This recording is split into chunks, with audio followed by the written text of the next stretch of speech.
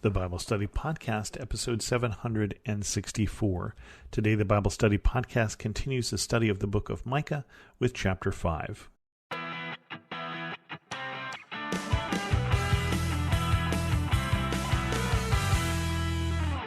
Welcome to the Bible Study Podcast. I'm your host, Chris Christensen. We continue on with chapter 5, and this is going to be some familiar verses for you because it is a foreshadowing of something that's going to happen later in the Bible, a promised ruler from Bethlehem. Marshal your troops now, city of troops, for a siege is laid against us. They will strike Israel's ruler on the cheek with a rod. But you, Bethlehem Ephrathah, though you are small among the clans of Judah, out of you will come from me one who will be a ruler of Israel, whose origins are from of old, from ancient times. Therefore Israel will be abandoned until the time when she who is in labor bears a son, and the rest of his brothers return to join the Israelites. He will stand and shepherd his flock in the strength of the Lord, in the majesty of the name of the Lord his God, and they will live securely, for then his greatness will reach to the ends of the earth. And he will be our peace when the Assyrians invade our land and march through our fortresses. We will raise against them 7 shepherds, even 8 commanders, who will rule the land of Assyria with the sword, the land of Nimrod with drawn sword. He will deliver us from the Assyrians when they invade our land and march across our borders. The remnant of Jacob will be in the midst of many peoples, like dew from the Lord, like showers on the grass, which do not wait for anyone or depend on man. The remnant of Jacob will be among the nations, in the midst of many peoples, like a lion among the beasts of the forest, like a young lion among flocks of sheep, which mauls and mangles as it goes, and no one can rescue. Your hand will be lifted up in triumph over your enemies, and all your foes will be destroyed. In that day, declares the Lord, I will destroy your horses from among you and demolish your chariots. I will destroy the cities of your land and tear down all your strongholds. I will destroy your witchcraft, and you will no longer cast spells. I will destroy your idols and your sacred stones from among you. You will no longer bow down to the work of your hands. I will uproot from among you your Asherah poles. When I demolish your cities, I will take vengeance in anger and wrath on the nations that have not obeyed me. Okay, well, some of that is familiar, and some of that, I'm guessing, is not.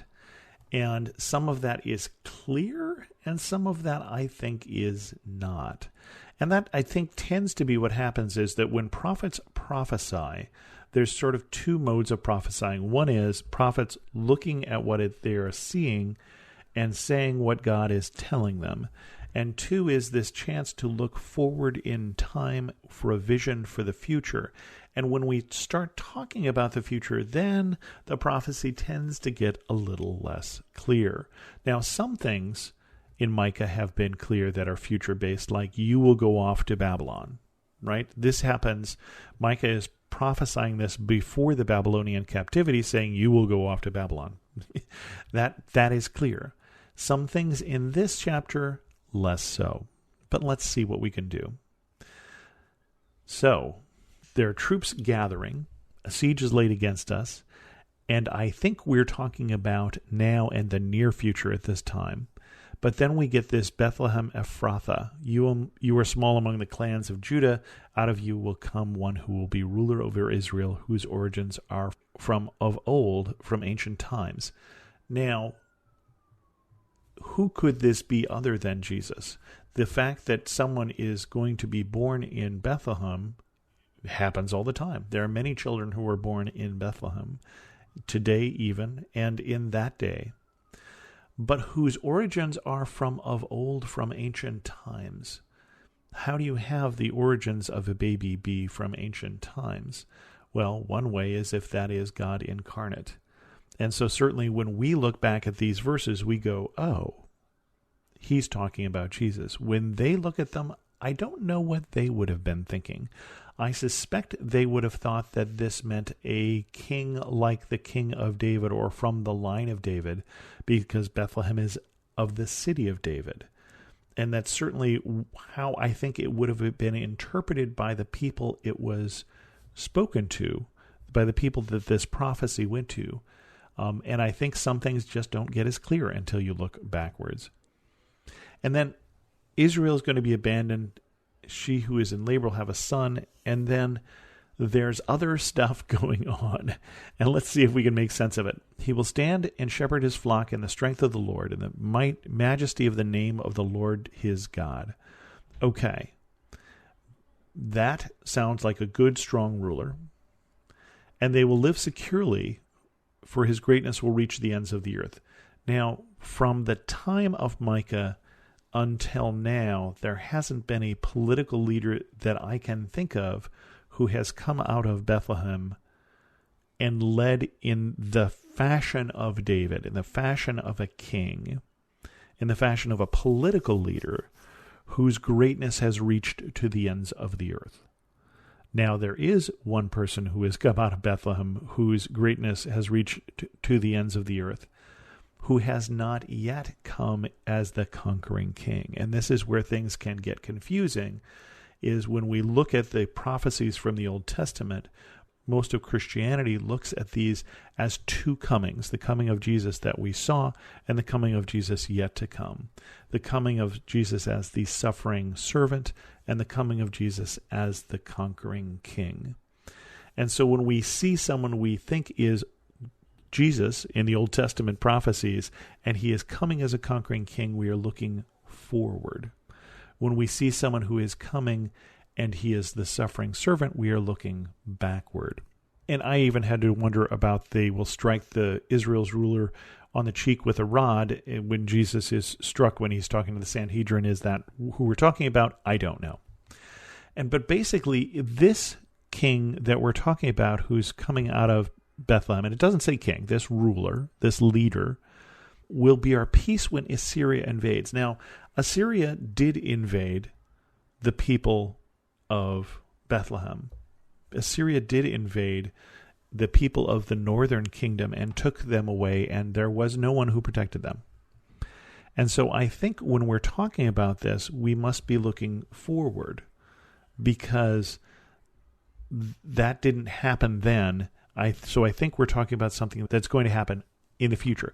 Now, is Assyria the country, which doesn't exist anymore? Is that code in prophet speak for someone else? I cannot tell you.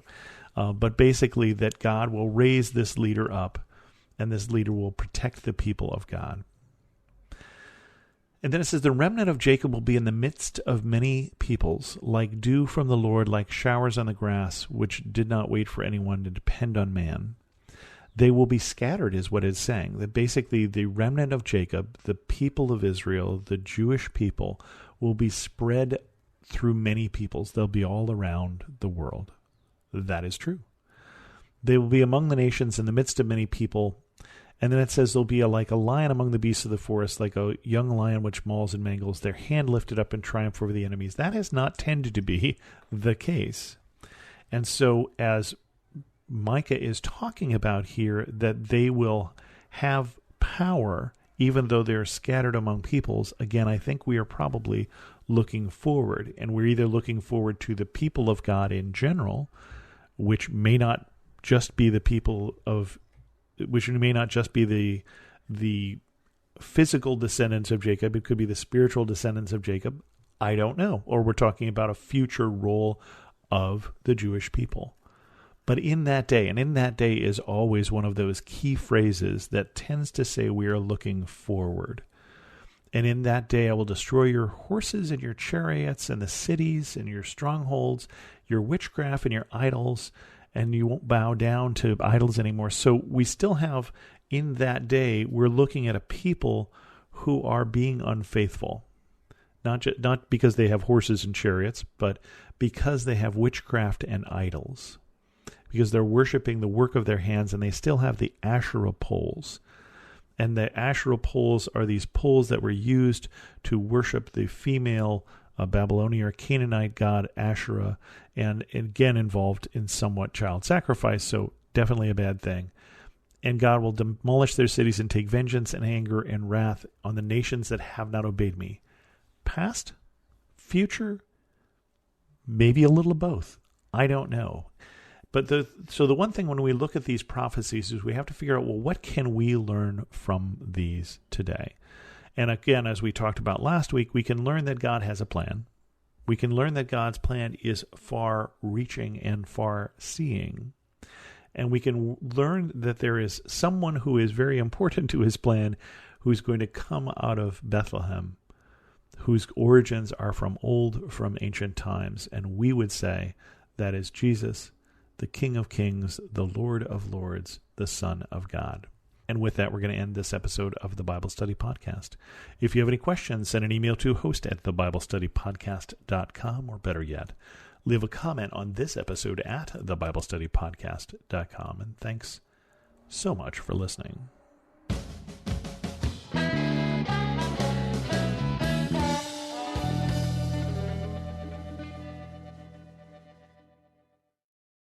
No matter what you're going through, you are not alone. Sis, if you've experienced pain in your father-daughter relationship, I want you to know that you are loved and seen.